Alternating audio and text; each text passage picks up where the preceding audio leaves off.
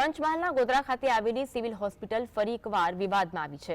Civil હોસ્પિટલના CDMO મોના પંડ્યા દ્વારા પોતાનું વાહન આરએમઓ ઓફિસ સુધી લઈ જઈને ઓફિસ પાસે પોતાનું વાહન પાર્ક કરતા વિવાદ થયો।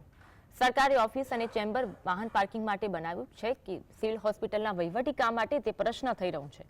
થોડાક દિવસો અગાઉ પણ સરકારી એમ્બ્યુલન્સનો દુરુપયોગ કરવામાં આવ્યો હતો અને જેમાં પણ દર્દીને લાવવા લઈ જવાની જગ્યાએ ઘરવખરીનો સામાન ભરવામાં આવ્યો હોવાનો વિડીયો સામે આવ્યા બાદ ખળભળાટ મચી જવા પામ્યો હતો।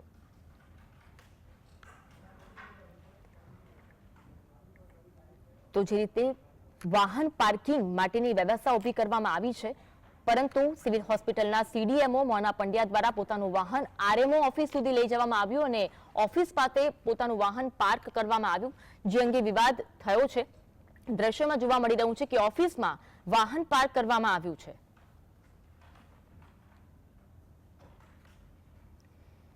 આજ અંગે વધુ વાત કરીશું। સંવાદદાતા રવિ અમારી સાથે લાઈવ જોડાયા છે। રવિ, એક તરફ વાહન પાર્કિંગની જગ્યા છે, પરંતુ સિવિલ હોસ્પિટલના સીડીએમઓ મોના પંડ્યા દ્વારા પોતાનું વાહન આરએમઓ ઓફિસ સુધી લઈ જવામાં આવ્યું અને ત્યાં પાર્ક કરવામાં આવ્યું છે, જેને લઈને વિવાદ થયો છે। વિગત જણાવશો?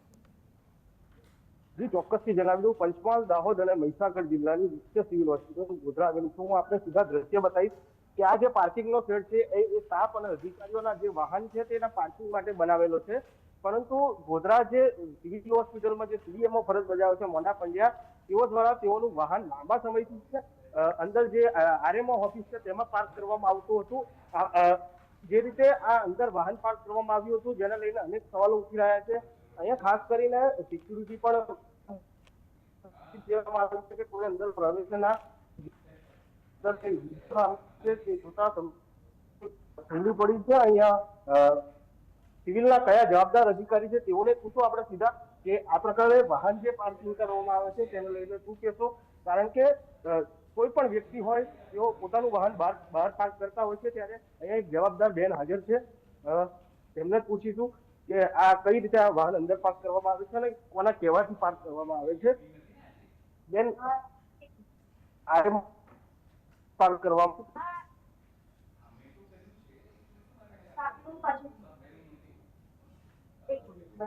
બેન લાઈવ ચાલે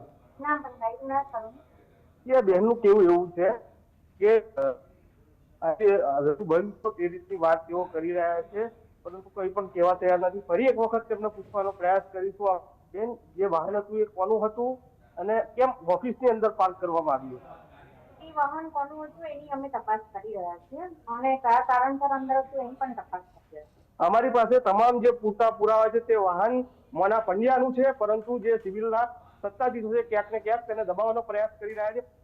તેઓ કહી રહ્યા છે કે વાહન કોનું હતું, બોલો કે ચેમ્બરમાં આરએમઓની ચેમ્બરમાં વાહન થતું હોવા છતાંય જે સિવિલના જવાબદાર લોકો છે તે હજુ તો એવું કહી રહ્યા છે કે કોનું છે, એટલે કે કઈ રીતનો વહીવટ ચાલી રહ્યો છે તેને લઈને પણ અનેક સવાલ ઉઠી રહ્યા છે। થોડા સમય જે સરકારી જે એમ્બ્યુલન્સ હતી તેમાં પણ ઘરવખરીનો સામાન ભરાયો હતો અને તેના સમગ્ર વિડીયો સામે આવ્યા હતા, તેમ છતાં પણ જવાબદારો સામે કોઈ પણ પ્રકારની કાર્યવાહી કરવામાં આવી નથી, જેને લઈને સિવિલની કામગીરી સામે અનેક સવાલો ઉઠી રહ્યા છે।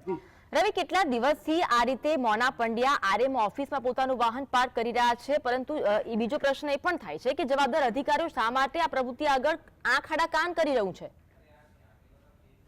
ચોક્કસથી, કારણ કે અવારનવાર સિવિલ હોસ્પિટલ નો વહીવટ છે તે વિવાદોમાં છે। મોના પંડ્યા પોતે પણ વિવાદોમાં છે।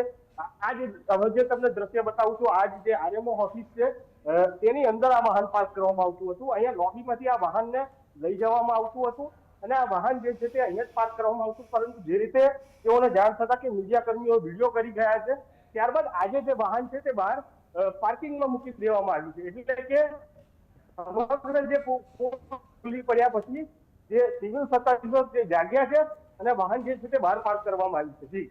જી, આભાર રવિ, જોડાવા માટે અને